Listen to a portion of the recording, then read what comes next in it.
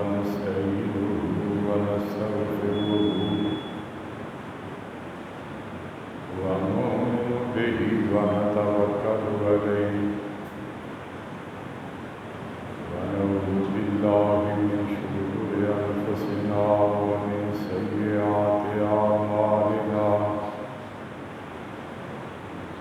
من يهده الله فلا مضل له ومن يضلله فلا هادي له ونشهد أن لا إله إلا الله وحده لا شريك له ونشهد أن محمدا عبده ورسوله اللهم صل على محمد وعلى آل محمد كما صليت على إبراهيم وعلى آل إبراهيم إنك حميد مجيد اللهم بارك على محمد وعلى آل محمد كما باركت على إبراهيم وعلى آل إبراهيم إنك حميد مجيد أما بعد فإن خير الحديث كتاب الله وخير الهدي هدي محمد صلى الله عليه وسلم وشر الأمور محدثاتها وكل محدثة بدعة وكل بدعة ضلالة وكل ضلالة في النار. أعوذ بالله من الشيطان الرجيم. بسم الله الرحمن الرحيم. إن الذين كفروا سواء عليهم أنذرتهم أم لم تنذرهم لا يؤمنون. ختم الله على قلوبهم وعلى سمعهم وعلى أبصارهم غشاوة وَلَهُمْ عَذَابٌ عَظِيمٌ.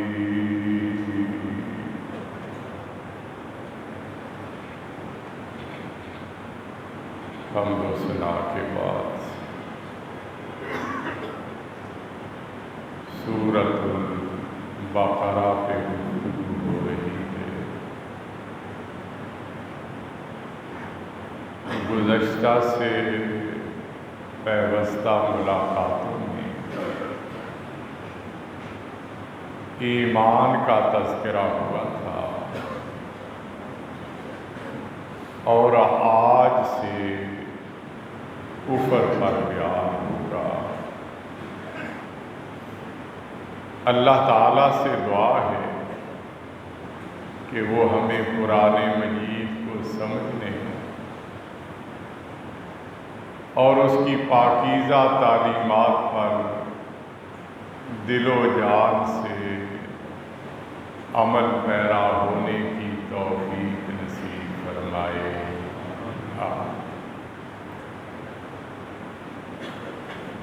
میرے بھائیوں، دوستوں اور ہم سفر ساتھیوں، ہدایت اور گمراہی کے اعتبار سے لوگوں کی 3 قسمیں ہیں. نمبر 1 مومنین، متقین، مخلصین. جو اسلام کے بنیادی عقائد پر دل سے ایمان لاتے ہیں، زبان سے اس کا اقرار کرتے ہیں، اور دین کے احکام پہ اللہ کی رضا کے لیے عمل پیرا رہتے ہیں۔ نمبر 2، کافرین، ملحدین، معاندین،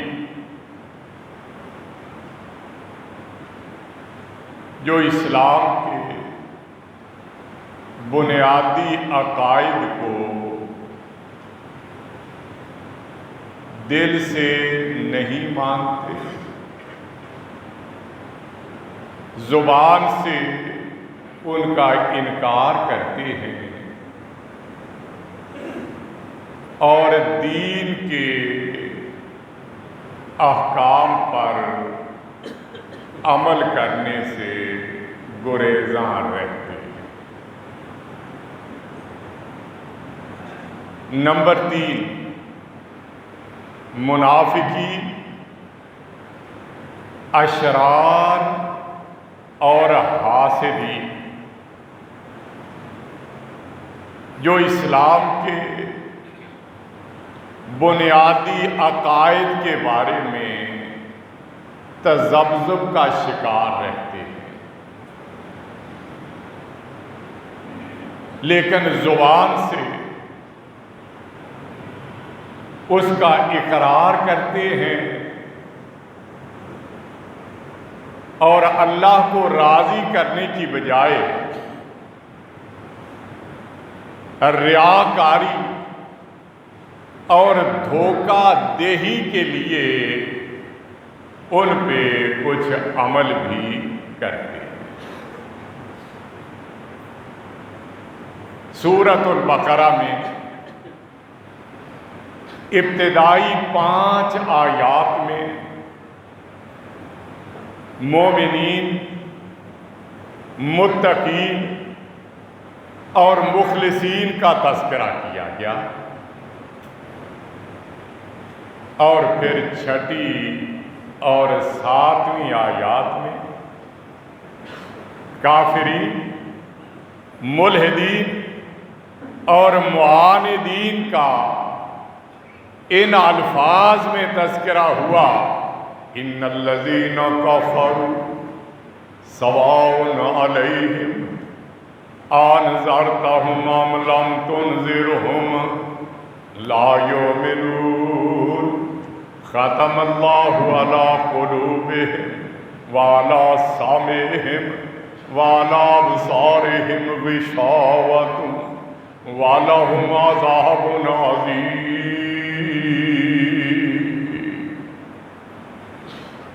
بے شک جن لوگوں نے کفر کیا ان پر برابر ہے کہ آپ انہیں ڈرائیں یا نہ ڈرائیں، وہ ایمان نہیں لائیں گے۔ اللہ نے ان کے دلوں اور کانوں پر مہر لگا دی ہے، اور ان کی آنکھوں پہ بھاری پردہ پڑا ہوا ہے، اور ان کے لیے بہت بڑا عذاب ہے۔ عربی لغت کے اعتبار سے کفر کا معنی ہے کسی چیز پہ پردہ ڈالنا یا کسی چیز کو چھپا لینا۔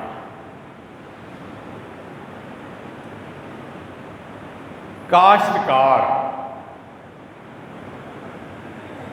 زمین میں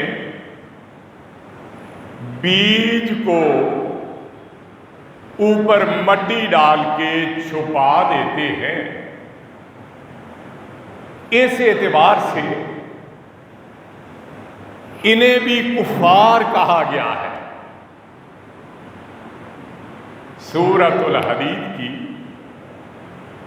آیت نمبر 20 میں اللہ تعالیٰ نے اس دنیا کی حقیقت کا تذکرہ کرتے ہوئے فرمایا اعلموا انما الحیات الدنیا لعب و لہو وزینۃ وتفاخر بینکم وتکاثر فی الاموال والاولاد کمثل غیث اعجب الکفار نباتہ ثم یہیج فتراہ مصفرا ثم یکون حطاما وفی الآخرۃ عذاب شدید ومغفرۃ من اللہ ورضوان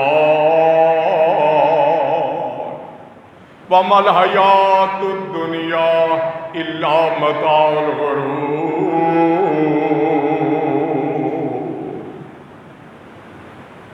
جان لو کہ دنیا کی زندگی کھیل تماشا، آرائش و زبائش کا سامان، اور تمہارا آپس میں ایک دوسرے پر بڑائی جتانا، اور تمہارا اموال اولاد کی حصول میں ایک دوسرے سے آگے نکلنے کی کوشش کرنا ہے۔ اس بارش کی طرح جس سے اگنے والی کھیتی کاشتکاروں کو خوش کر دیتی ہے۔ کاشتکاروں کے لیے کفار کا لفظ استعمال، پھر وہ پک جاتی ہے، آپ اسے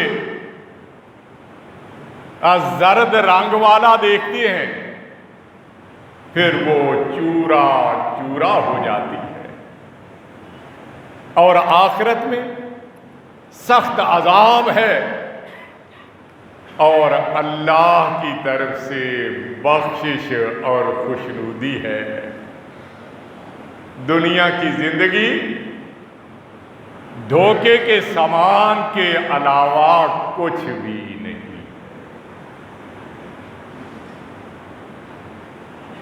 ہم دیکھتے ہیں کہ انسان کو بچپن میں کھلونوں اور کھیل کود کا بڑا شوق ہوتا ہے۔ ماں باپ ان کا دل بہلانے کے لیے اچھے اچھے کھلونے خرید کے لاتے ہیں۔ جب یہ بچپن سے جوانی کی دہلیز پہ قدم رکھتے ہیں تو ان کے دلوں میں سجنے سنورنے اور خوبصورت ظاہر ہونے کا جذبہ پیدا ہوتا ہے۔ بار بار آئینے کے سامنے دیکھتے ہیں، کبھی اپنے آپ پہ نگاہ، کبھی اپنے کپڑوں پہ نگاہ، پھر ماں باپ بھی ان کی صورت کی خوبصورتی کے ساتھ ان کی سیرت کو خوبصورت بنانے کے لیے ان کی شادی بیاہ کر دیتے، پھر ان کی ذمہ داریاں بڑھتی ہیں،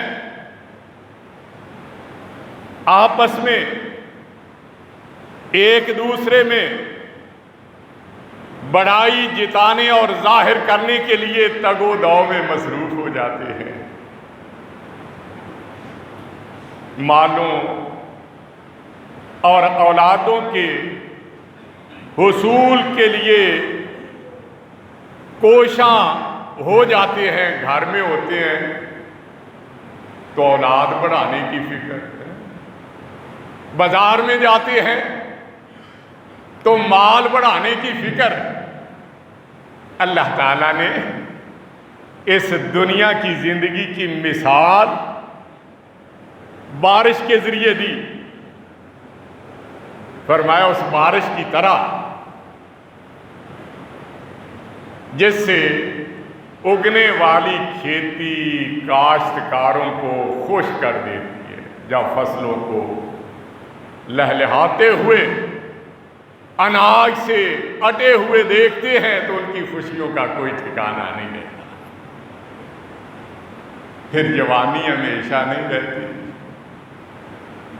اب وہ زرد رنگ کی طرف مائل ہو جاتی ہیں.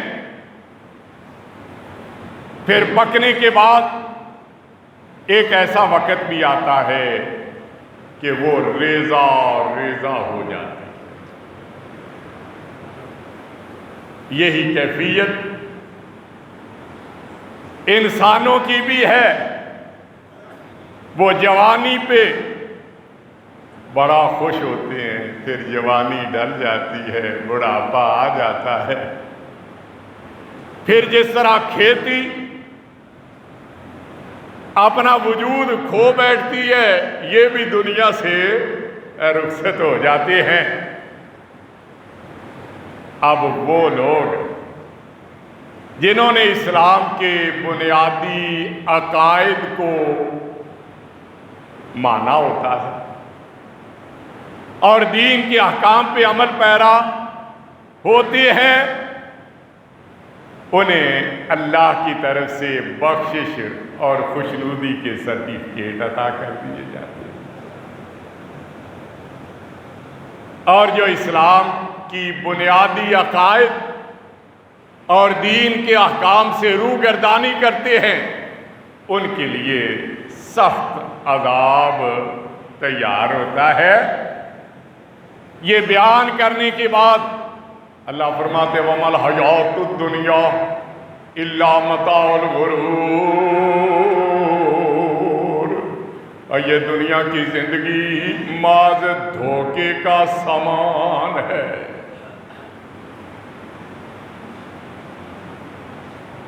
اسی طرح سورۃ الفتح میں اسلام اور مسلمانوں کی عظمت و شوکت کو بیان کرنے کے لیے بھی ذکر ہوا ہے. محمد الرسول اللہ والذین معہ اشداء علی الکفار رحماء بینہم تراہم رکعا سجدا یبتغون فضلا من اللہ ورضوانا سیماہم فی وجوہہم من اثر السجود ذالک مثلہم فی التوراۃ ومثلہم فی الانجیل کزرع اخرج شطأہ فآزرہ فاستغلظ فاستوى على سوقه يعجب الزراع ليغيظ بهم الكفار. وعد الله الذين آمنوا وعملوا الصالحات منهم مغفرة وأجرا عظيما.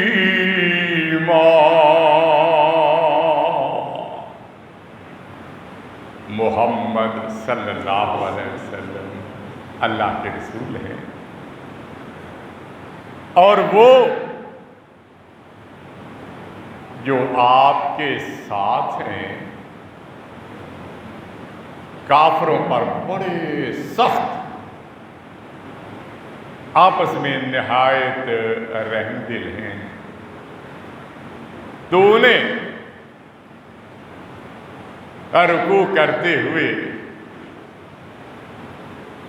سجدے میں پڑے ہوئے دیکھے گا. وہ اللہ کا فضل اور اس کی رضا چاہتے ہیں. ان کی شناخت ان کے چہروں پہ سجدوں کے نشانات ہیں. ان کے یہ اوصاف صرف قرآن ہی بیان نہیں کرتا بلکہ توریت اور انجیل میں بھی موجود۔ اس کھیتی کی طرح جس نے اپنی کوپل نکالی، اس کو مضبوط کیا، پھر وہ موٹی تازی ہو گئی اور اپنے تنے پہ کھڑی ہو گئی، تاکہ اسے دیکھ کے کاشتکار خوش ہو جائیں اور ان کے ذریعے کفار کے غیظ و غضب میں مزید اضافہ کر دیا جائے۔ وہ لوگ جو ایمان لائے اور جنہوں نے نیکی کی راہ کو اختیار کیا، ان کے لیے مغفرت اور اجر عظیم کا اللہ نے وعدہ فرمایا ہے۔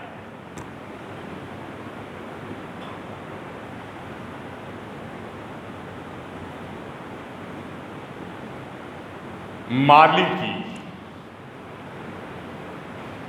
محنت کا اندازہ باغ میں لگے ہوئے پھولوں اور پھلوں سے ہوتا ہے۔ کاشتکار کی محنت کا اندازہ کھیتوں اور کھلیانوں سے ہوتا ہے۔ صنعت کار کی محنت کا اندازہ اس کی مصنوعات سے ہوتا ہے۔ استاد کی شناخت اس کے شاگردوں سے ہوتی ہے اور نبی کی پہچان اس کے صحابہ سے ہوتی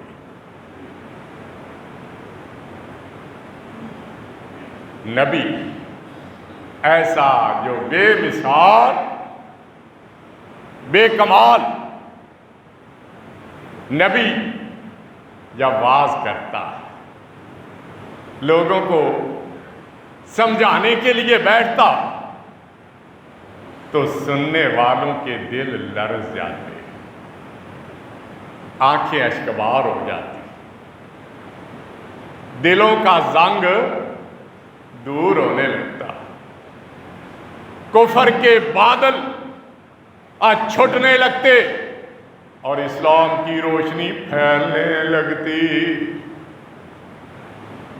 اللہ فرماتے ہیں یا ایھا النبی انا ارسلناک شاہدا ومبشرا ونذیرا وداعیا الی اللہ باذنہ وسراجا منیرا۔ اے پیارے نبی صلی اللہ علیہ وسلم، بے شک ہم نے آپ کو گواہی دینے والا، جنت کی خوشخبری سنانے والا، جہنم سے ڈرانے والا، اللہ کی طرف بلانے والا اور سراج منیر بنا کے بھیجا ہے۔ نبی کریم صلی اللہ علیہ وآلہ وسلم کے جانثار اپنے استاد محترم کی تعلیم و تربیت کے بارے میں کہتے ہیں جہانوں کی رحمت ہے اس کی نذیری، زمانوں کی نعمت ہے اس کی بشیری، جہاں پاک ہوا ظلمتوں سے سراپا، اب بدر دجائی سراج منیری۔ اب وہ نبی بے مثال تھے، با کمال تھے۔ اگر تمہیں کوئی شک ہے تو ان کے شاگردوں کی طرف دیکھ لو، اس نے جو محنت کی اس محنت نے کیسا اثر دکھایا۔ اور نبی ساری دنیا سے اعلیٰ، نبی کے جانثار بھی ساری دنیا سے اعلیٰ، اور نبی کی نبوت پہ شک کرنا حرام، اور نبی کے جانثاروں کی جانثاری پہ شک کرنا بھی حرام۔ حضرت عبداللہ بن مسعود رضی اللہ عنہ بیان کرتے ہیں ان اللہ ناظر فی قلوب العباد فوجد قلب محمد صلی اللہ علیہ وسلم خیر قلوب العباد. اللہ تعالیٰ نے پوری کائنات کے لوگوں کے دلوں پہ نگاہ ڈالی، انہیں ٹٹولا، انہیں پرکھا، انہیں جانچا، تو حضرت محمد مصطفیٰ احمد مجتبیٰ صلی اللہ علیہ وسلم کے قلب اطہر کو پوری کائنات کے دلوں سے بہتر پایا. فاصطفاہ لنفسہ وابتعثہ برسالتہ، اللہ نے پھر اپنے حبیب کو اپنے لیے چن لیا اور اپنی رسالت کے منصب پہ فائز فرما دیا. ثم نظر فی قلوب العباد بعد قلب محمد صلی اللہ علیہ وسلم فوجد قلوب عباده خیر قلوب العباد.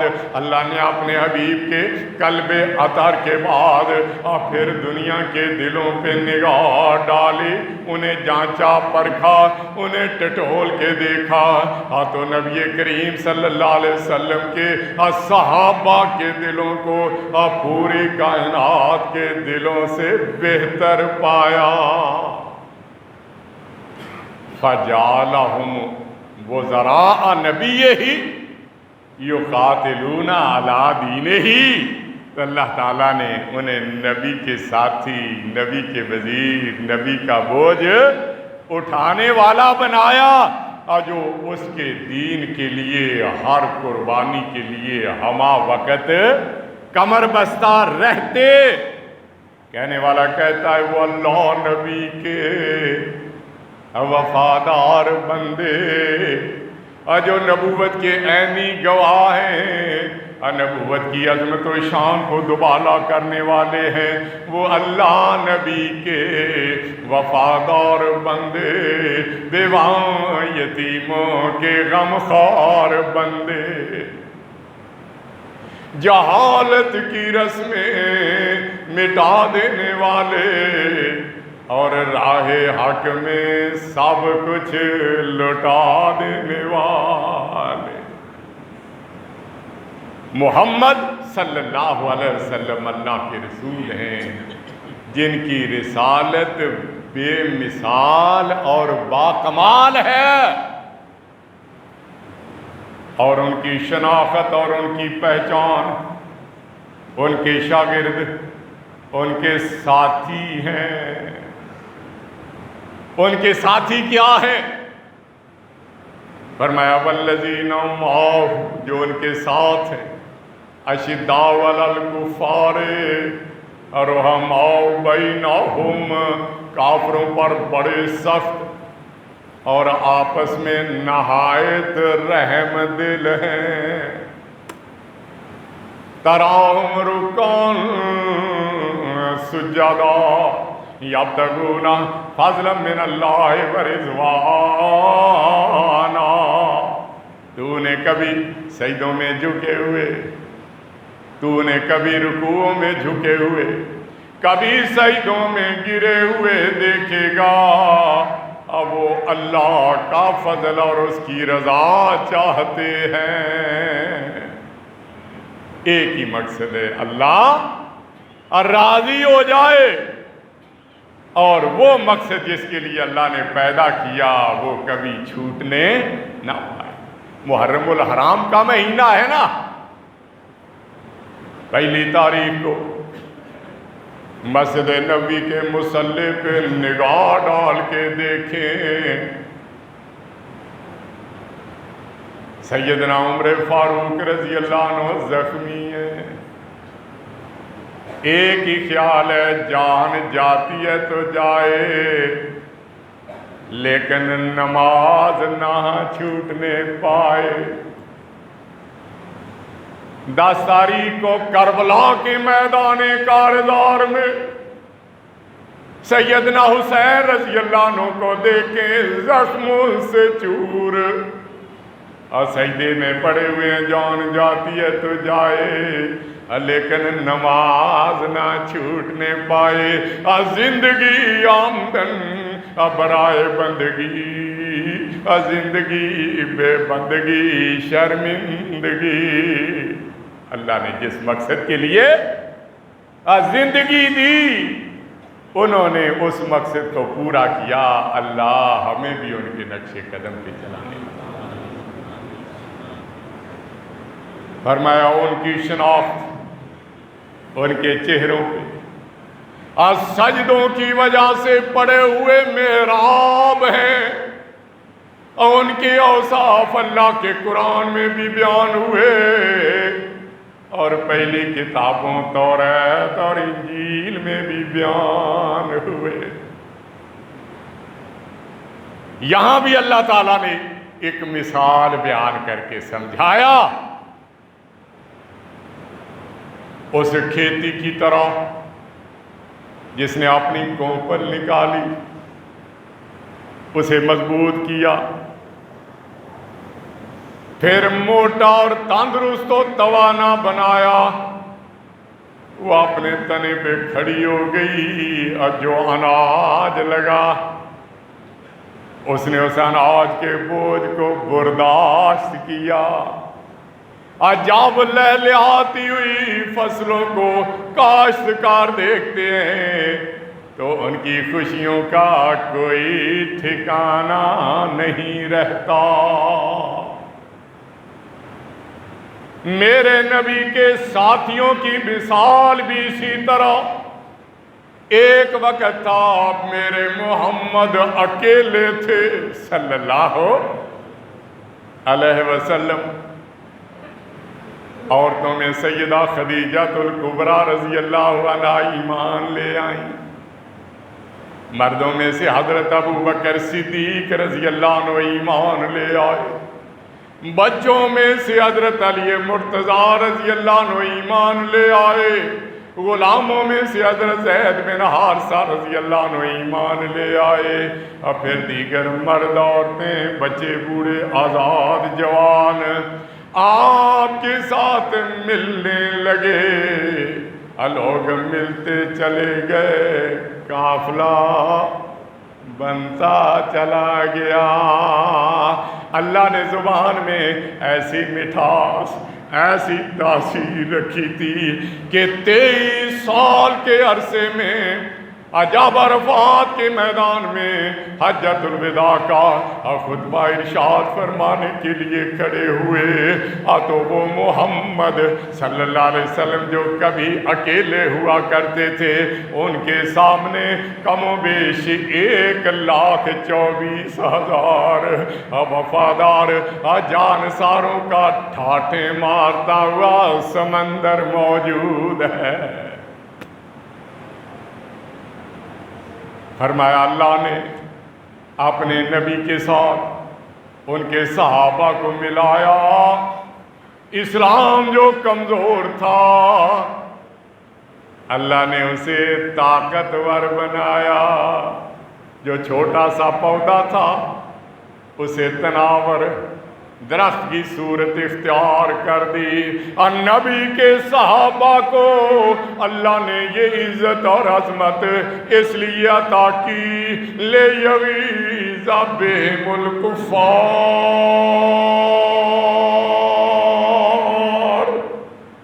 تاکہ ان کی وجہ سے کافروں کے غیظ و غضب میں اللہ اضافہ کر دے۔ اللہ نے نبی کریم صلی اللہ علیہ وسلم کو بہت ساری خوبیاں عطا کی، ان میں سے ایک خوبی کا آپ نے ذکر کیا، نصرت بالرعب، میری رعب اور دبدبے کے ذریعے مدد کی گئی۔ جب آپ دشمن کے مقابلے کے لیے نکلتے، دشمن اور آپ کے درمیان 1 مہینے کی مسافت باقی ہوتی، دشمن آپ کے رعب اور دبدبے سے لرزنے لگتا، کانپنے لگتا، اس پہ ہیبت طاری ہو جاتی، اس کے چھکے چھوٹ جاتے، وہ میدان چھوڑ کے بھاگ جاتا۔ اللہ نے یہی خوبی نبی کریم صلی اللہ علیہ وسلم کے صحابہ میں بھی رکھی۔ صحیح بخاری کی حدیث ہے، حضرت ابو سعید خدری رضی اللہ عنہ بیان کرتے ہیں کہ مسلمانوں کا لشکر جہاد کے لیے نکلے گا، لوگوں کے جاسوس آ کے پوچھیں گے کیا تم میں کوئی ایسا شخص ہے جو نبی کریم صلی اللہ علیہ وسلم کے ساتھ رہا ہو؟ اسے بتا دیا جاتا ہاں لشکر میں کوئی صحابی ہے، تو لرزہ طاری ہو جاتا، اللہ انہیں فتح عطا فرما دیتے۔ فرمایا پھر ایک ایسا وقت بھی آئے گا، ایک لشکر دشمنوں کے مقابلے میں نکلے گا تو پوچھا جائے گا کیا تم میں سے کوئی ایک شخص ایسا ہے جو نبی کے صحابہ کے ساتھ رہا ہو؟ صحابہ کی عظمت تو دور کی بات ہے نا، جو نبی کے صحابہ کے ساتھ ہو، یعنی تابعین میں سے ہو، بتایا جائے گا ہاں ہم میں سے کوئی شخص موجود ہے، تو دشمن پہ لرزہ طاری ہو جائے گا اور اللہ لشکر کو فتح سے ہم کنار کر دے گا۔ فرمایا پھر ایسا وقت آئے گا کوئی لشکر دشمن کے مقابلے کے لیے نکلے گا، ان سے پوچھا جائے گا کیا تم میں کوئی ایسا شخص ہے اور جو نبی کے صحابہ کے ساتھ رہنے والوں کے ساتھ رہا ہو؟ تبا تابی بتایا جائے گا ہاں ہم میں تبا تابی موجود ہے۔ فرمایا دشمن پہ لرزہ طاری ہو جائے گا اور اللہ انہیں بھی فتح سے ہمکنار کر دے گا۔ آخر میں اللہ نے فرمایا وعد اللہ الذین آمنوا وعملوا الصالحات منہم مغفرۃ واجرا عظیما۔ اے میرے نبی کے جانسارو اور میرے نبی کے وفادارو، تم میں سے جو بھی ایمان لایا ہے، جس نے نیکی کے راہ کو اختیار کیا، اللہ نے ان سے وعدہ کیا ہے کہ میں نے اسے بخش دیا۔ وَأَجْرًا عَظِيمًا، اللہ نے اسے وعدہ کیا ہے کہ میں نے اسے اجر عظیم کے خزانے عطا کر دیے۔ وعدہ کرنے والا کون؟ اللہ۔ اللہ سے زیادہ کوئی وعدہ وفا کرنے والا صحابہ سے اللہ نے وعدہ کیا کہ میں نے تم سب کو بخش دیا ہے اور میں نے تم سب کو اجر عظیم کے خزانوں کا مالک بنا دیا۔ اور نبی کے صحابہ، نبی کے ساتھ رہنے والے، اور نبی کے جانسار، نبی کے وفادار، اور نبی کے گھر والے، نبی کے در والے، گھر والے بھی وہ، در والے بھی وہ۔ قرآن ان کا تعارف کرواتا ہے ارحماء بینہم، آپس میں بڑے رہتے ایک تھے، کوئی اختلاف نہیں تھا، کوئی لڑائی نہیں تھی، کوئی جھگڑا نہیں تھا۔ حدیث بھی ان کا تعارف یوں کرواتی ہے تری المؤمنین فی تراحمہم وتوادہم وتعاطفہم کمثل الجسد الواحد اذ اشتکا منہ عضو تداعی لہ سائر الجسد بالسہر والحمى۔ اب مومنوں کو آپس میں ایک دوسرے کے ساتھ رحم دلی میں، ایک دوسرے کے ساتھ دوستی اور محبت میں، ایک دوسرے کے ساتھ نرمی اور شفقت میں تم ایک جان کی طرح دیکھو گے۔ اگر ایک عضو کو تکلیف پہنچتی ہے تو پورا جسم اس کی تکلیف اور شدت اور حدت کی وجہ سے بے قرار ہو جاتا ہے۔ اور مسلمان بھی قرآن اور حدیث پہ ایمان اور یقین رکھتے ہوئے انہیں ایک سمجھتے ہیں، ان کے درمیان تفریق نہیں کرتے۔ صحابہ سے بھی محبت کرتے ہیں، اہل بیت سے بھی محبت کرتے ہیں، صحابہ کو بھی اپنے سر کا تاج سمجھتے ہیں، اہل بیت کی محبت کو بھی اپنی آنکھوں کا سرما تصور کرتے ہیں۔ انہیں اہل بیت میں نبی کی صورت کا عکس نظر آتا ہے تو صحابہ میں نبی کی سیرت کا عکس نظر آتا ہے۔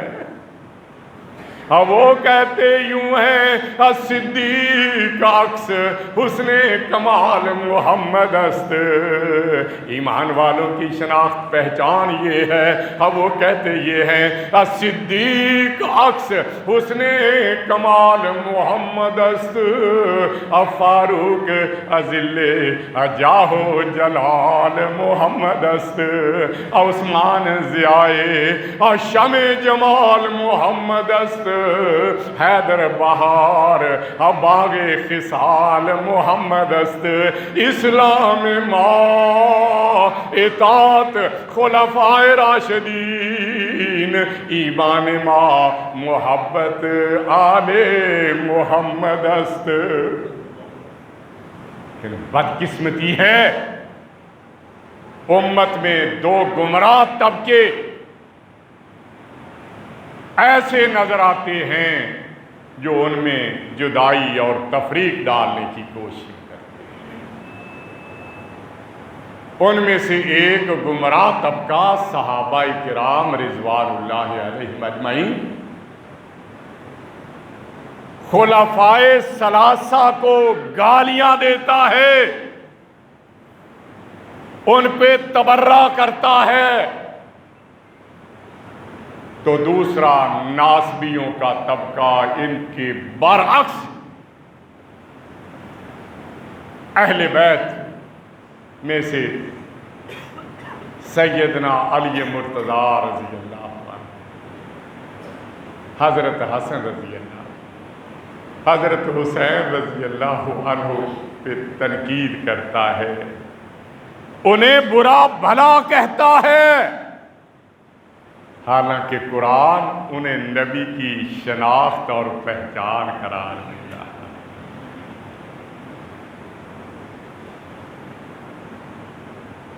پاکستان کی اسمبلی میں ایک عرصہ ہو گیا عظمت صحابہ اور اہل بیت کے قانون کا بل پاس ہوا تھا، بڑی مشکل سے، کیونکہ ہماری بدقسمتی یہ ہے کہ جتنے بھی دین سے وابستہ لوگ ہیں نا، یہ سیاست کو شجر ممنوعہ سمجھتے ہیں۔ کوئی اگر سیاست میں کوئی دخیل ہو جائے نا، نفرت کرنے لگتے ہو، یہ تو سیاسی آدمی۔ اور میرے بھائیوں، نبی کریم سے بڑا کوئی سیاسی کوئی دنیا میں ہے؟ اب حاکم مدینہ تھے یا نہیں؟ آپ نے دنیا پہ حکمرانی کی ہے یا نہیں؟ شجر ممنوعہ سمجھ لیا، اور دوسرے جو بد کردار لوگ تھے وہ ہر جگہ پہ مسلط ہو گئے۔ قومی اسمبلی میں تو بل پاس ہو گیا، اب سینٹ میں رکا ہوا، ہر طرف انہی کے کاریگر۔ اللہ جزائے خیر عطا فرمائے قائد اہل حدیث سینیٹر پروفیسر ساجد میر، امیر مرکزی جمعیت اہل حدیث پاکستان، کہ انہوں نے اپنے دستے راست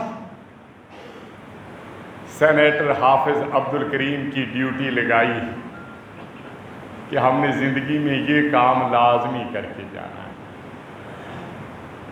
پھر وہ میدان میں نکلے، مختلف دوستوں سے رابطہ ہوا، ان کو سمجھایا، منت و سماجت کی، آخرت کی فکر دلائی، مر جانا ہے، اللہ کے سامنے کون سا چہرہ لے کے جاؤ گے؟ اور نبی کریم آپ کے جانساروں، آپ کے اہل بیت کے خلاف لب کشائیاں ہوں اور ہم ہاتھ پہ ہاتھ رکھے بیٹھے رہے، اللہ نے کرم فرمایا کہ سینٹ سے وہ بل منظور ہو گیا ہے، اور امید کرتے ہیں اللہ سے انشاءاللہ العزیز اس سے فرقہ واریت میں بھی کمی آئے گی، جس نے ملک کی ناک میں دم کر رکھا ہے، جس کے دل میں جو آتا ہے وہ رشک ملائکہ، نفوس قدسیہ، صحابہ اور اہل بیت کے بارے میں بکنے لگ جاتا ہے۔ لیکن بدقسمتی ہے، کچھ لوگوں کو ایسے ہے جیسے ان کے تن بدن میں آگ لگ گئی ہے کہ یہ کیوں کہا، یہ پاس کیوں ہوا ہے۔ وہ اللہ سے ڈرو، اور جن سے اللہ نے بخشنے کا اجر عظیم کا وعدہ کیا تم ان پہ تنقید کرنا چاہتے ہو۔ اور ظالموں، تمہیں بچانے کے لیے، دنیا میں بھی سزا سے بچانے کے لیے، آخرت میں جہنم کی آگ سے بچانے کے لیے اگر کوئی کاوش ہوئی ہو تو اپنے آپ پہ کنٹرول کرو۔ کیوں اپنے آپ کو گمراہی، تباہی اور بربادی کے راستے پہ دھکیلنا چاہتے ہو؟ ایسے لوگوں کے بارے میں اللہ نے قرآن میں بہت کچھ کہا کہ مسلمان تو دور کی بات، ایسے لوگ تو انسان کہلانے کا بھی حق نہیں رکھتے، بلکہ ایسے لوگوں کو انسان کہلانا، انسان کہنا انسانوں کی توہین ہے۔ اللہ فرماتے ہیں لَهُمْ قُلُوبٌ لَا يَفْقَهُونَ بِهَا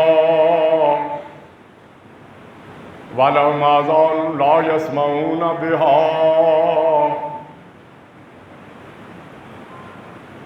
اور ان کے لیے، ان کے پاس دل ہیں لیکن دلوں سے سمجھتے نہیں، کان ہیں لیکن کانوں سے سنتے نہیں، آنکھیں وَلَهُمْ أَعْيُنٌ لَا يُبْصِرُونَ بِهَا،